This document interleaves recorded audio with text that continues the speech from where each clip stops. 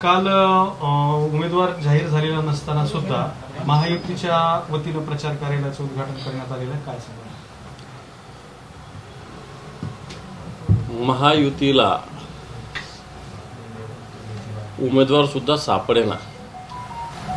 पहिली गोष्ट, या महाराष्ट्रात 7 जागा अशा आहे की महायुतीमध्ये कोण लढणार। आणि आता मी नाही बोलत आहे, छगन भुजबळांची कालची प्रतिक्रिया तुम्हीच बघा, किती उद्वेगाने ते बोललेले आहे की किमान 19 तारखेपर्यंत तरी उमेदवार, 20 तारखेपर्यंत तरी उमेदवार जाहीर करा, अशा प्रकारची भूमिका छगन भुजबळांसारख्या एक ज्येष्ठ नेत्यांनी व्यक्त केलेली आहे। म्हणजे ज्या दिवशी निवडणूक आहे त्याच्या आधी तरी उमेदवार जाहीर करा। उलट आमचे 48च्या 48 जवळपास सगळे उमेदवार ठरले, प्रचाराला लागले, प्रचाराच्या 1-1, 2-2 फेऱ्या आमच्या पूर्ण झालेल्या आहेत। आणि महाविकास आघाडी प्रचारात तर पुढे आणि जागा जिंकण्यात सुद्धा या महाराष्ट्रात पुढे राहणार आहे। यांना महायुतीला दररोज नरेंद्र मोदी आणि अमित शहांना या महाराष्ट्रात आणावं लागतंय। वाटतं याच्यातच आमचं महाविकास आघाडीचं यश सामावलेलं आहे। कारण दररोज तेच भाषण, त्याच भूमिका, तीच मस्ती, तेच आपले खोटारडं बोलणं, हे सगळं चालू आहे। त्यामुळे जनता याला भुलणार नाही। आज या महाराष्ट्रात 7 जागा कोण लढणार आणि कोण उमेदवार हे सुद्धा महायुती जाहीर करू शकलेली नाही। त्याच्या उलट काल अजितदादांचं वक्तव्य जर बघितलं तर खरं तर निवडणूक आयोग झोपलेला आहे का, हा माझा निवडणूक आयोगाला प्रश्न आहे। की बटन दाबा आणि निधी घ्या हे प्रलोभन नाही आहे। तर हीच गोष्ट कोणी विरोधी पक्षाच्या लोकांनी केली असता तर आता पण निवडणूक आयोगाने गुन्हा दाखल केला असता। तिकडे रणजित सुरजेवाला जे आहेत काँग्रेसचे नेते, काय बोलले? काहीच बोलले नाही। मामालनीविषयी विशेष काहीच बोलले नाही। पण त्यांना 2 दिवस प्रचाराला बंदी। जर राज्याचे अर्थमंत्री बटन दाबा आणि निधी घ्या म्हणजे हा धंदा आहे का, हा व्यवसाय आहे का निवडणूक, का लोकशाहीची प्रक्रिया आहे? आणि म्हणून निवडणूक आयोग सुद्धा झोपलेला आहे का, अशा प्रकारचा प्रश्न आमचा निश्चित या निवडणूक आयोगाला आहे। निवडणूक आयोगाचं फक्त विरोधी पक्षाकडे, राहुल गांधीचं हेलिकॉप्टर चेक करणार, रणजित सुरजेवालाला बंदी करणार। अरे हे झोपलेलं आहे का तुम्ही? राज्याचे अर्थमंत्रीच अशा पद्धतीनं प्रलोभन देतात, तर यांच्यावर कारवाई झाली पाहिजे, निवडणूक आचारसंहितेचा गुन्हा दाखल झाला पाहिजे।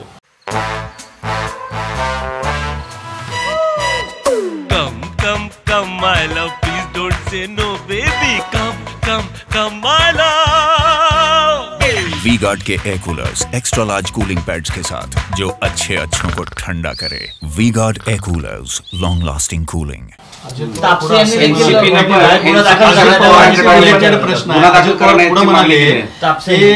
अजित पवारांचं असं वक्तव्य आहे त्यानंतर की बा काय बोलतो तापसेंनी असं केलंय की अजितदादांवरती गुन्हा दाखल व्हायला पाहिजे अशी मागणी। बिलकुल, याची रीतसर कंप्लेंट सुद्धा मला वाटतं करावी लागेल, ती आम्ही करू। परंतु निवडणूक आयोग जागरूक आहे म्हणता ना, तर त्यांनी या विषयाकडे लक्ष दिलं पाहिजे। घटनेत किरकोळ बदल करावे लागतात असे अजित पवार मला वाटतं आम्ही जी भूमिका मांडतोय ती सत्यता अजितदादाच्या तोंडून वदली गेलेली आहे। आम्ही हेच म्हणतोय की यांचं घटना बदलण्याचं षडयंत्र आहे, जे डॉक्टर बाबासाहेब आंबेडकरांनी लिहिलेली घटना आहे। हिच्यात एखादा बदल करणं म्हणजे किरकोळ बदल करावे लागतात, अशा प्रकारचं लंगडं समर्थन अजितदादासारखे राज्याचे उपमुख्यमंत्री करतात। याचाच अर्थ आमचं म्हणणं सत्य आहे। कारण रोज मोदी शाह म्हणतात की विरोधक झूठ प्रचार कर रहे हैं, हम राज्य घटना संविधान बदलने वाला कोई माई का लाल पैदा नहीं हुआ। तुमचाच माणूस सांगतो की घटनेत किरकोळ बदल करावे लागतात, आणि मला वाटतं हे सत्यता अजितदादाच्या तोंडून आपोआप बाहेर आलेली आहे।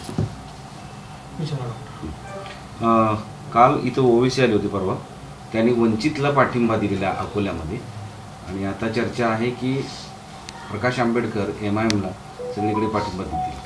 वाटतं पुतना मावशीचं प्रेम आहे।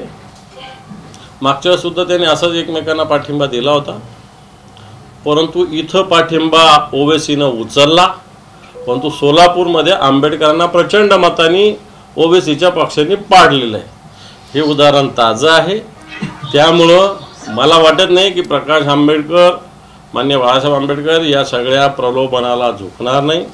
आणि ओवेसींचा पक्ष बिहारी भाषेत सांगायचं ती ओठ कटाऊ पार्टी आहे, ओठ कटाऊ, जितनेवाली पार्टी नाही, ओठ कटाऊ पार्टी आहे. आणि म्हणून हे पुतना मावशीचं प्रेम आपल्या भाषेत सांगायचं तर ओवेसींचं आंबेडकरावर आलेलं आहे. याच्यात कोणतंही त्यांना आंबेडकराविषयी काही घेणं नाही.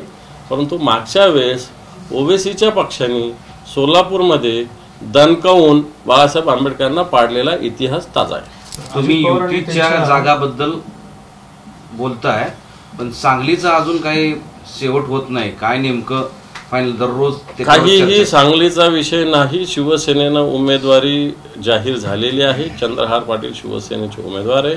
इलेक्शनमध्ये एखादा माणूस अर्ज भरत असतो, असे काय तिथंच भरले अशातला भाग नाही. अनेक ठिकाणी एकमेकाच्या विरोधात फॉर्म भरलेले असतात. इलेक्शनचा विड्रॉलपर्यंत हे फॉर्म मागे घेतलेले असतात.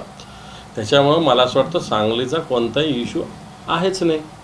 त्यावर आता एक पर्याय उभा राहिला उत्तर मुंबईवर आणि सांगली अदलाबदलीचं, त्यावर काय चालू आहे की मला माहिती नाही.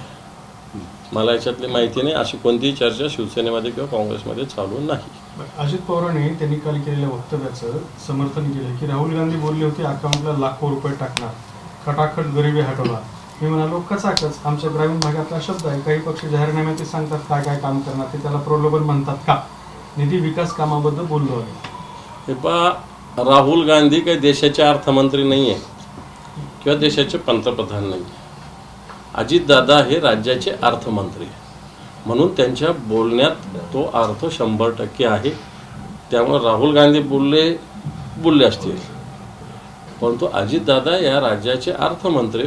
अर्थमंत्र्याच्या हातात राज्याच्या पूर्णपणे अर्थव्यवस्थेची तिजोरी त्यांच्या हातात असते आणि म्हणून त्यांच्या बोलण्याचीच दखल घ्यावी लागेल.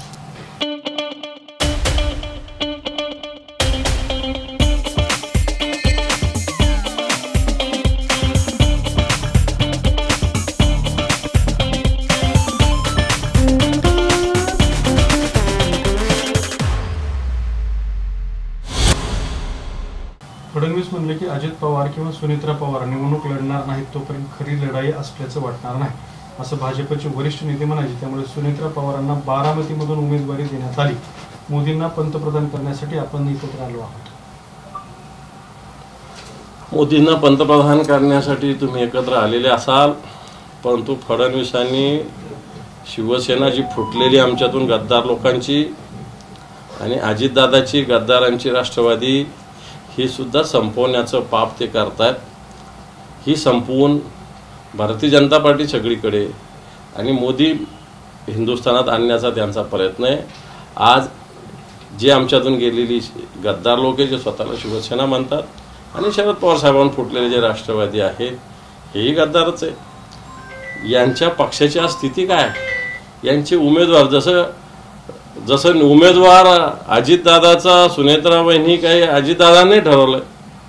भारतीय जनता पार्टी सांगावं लागलं की असं केलं तर लढाई होईल. हे मला वाटतं हे सुस्पष्टपणे होतं आहे की भारतीय जनता पार्टीच या सगळ्या पक्षाचे उमेदवार ठरवते, भारतीय जनता पार्टीच या सगळ्याचे उमेदवार बदलते आणि भारतीय जनता पार्टी एक एक करून यांच्या जागा कमी करते आणि यांना सुद्धा संपवण्याचं पातक भारतीय जनता पार्टी करण्यासाठी पुढे फार गतीनं धावते. शरद पवारांनी आधी भाजपसोबत येण्याचा शब्द दिला होता, मात्र तो बदलला.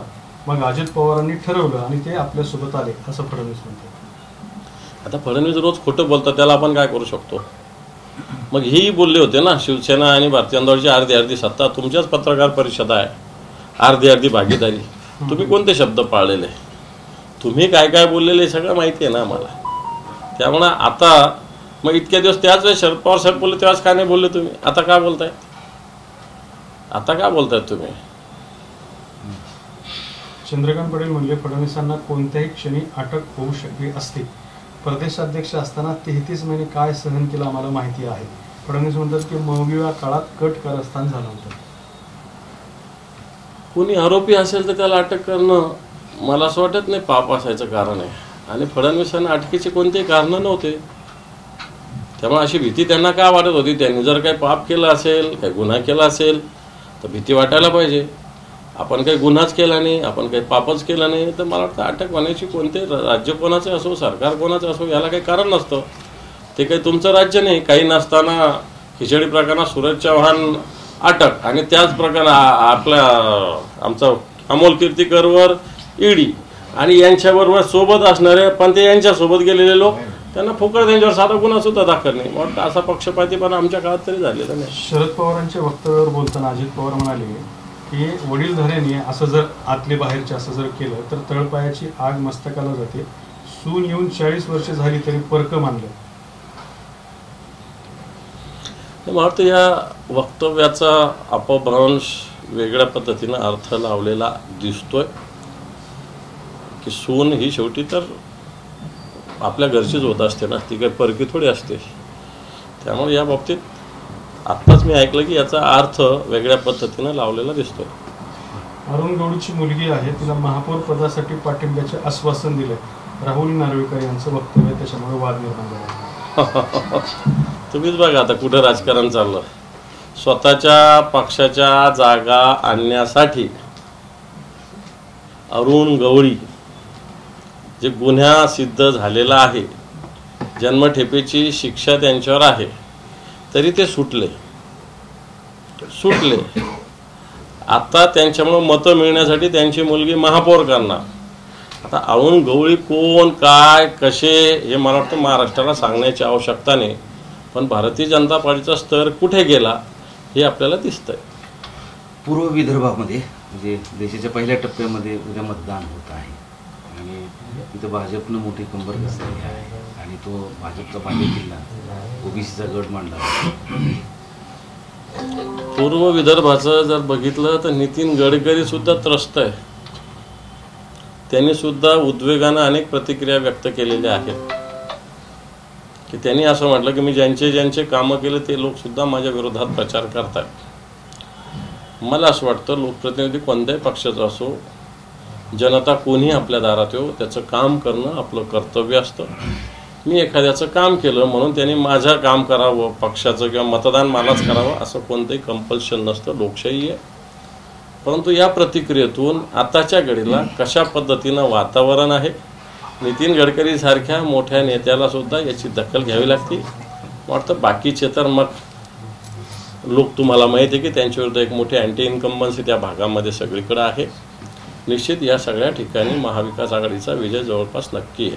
आदित्य ठाकरेंचा रस्ता मोकळा करण्यासाठी त्यावेळी एकनाथ शिंदेंना संपवण्याचा डाव उद्धव ठाकरे रचला होता. त्याच्यावर खोटे केसेस करून एकनाथ शिंदेंना आतमध्ये करून आदित्यला मोठं करायचा डाव होता असं स्वतः फडणवीस यांनी आरोप केला. फडणवीसांना लोकांच्या घरातलं बरं वाकून पाहायला दिसतं, दुसऱ्याच्या घरात काय वाकून पाहायचं. आदित्य ठाकरे काय करणार, एकनाथ शिंदे काय करणार, उद्धवजी काय करणार. दुसऱ्याच्या घरातलं आपलं ठेवायचं झाकून आणि दुसऱ्याचं पाहायचं वाकून, एवढंच मी त्याविषयी बोललो.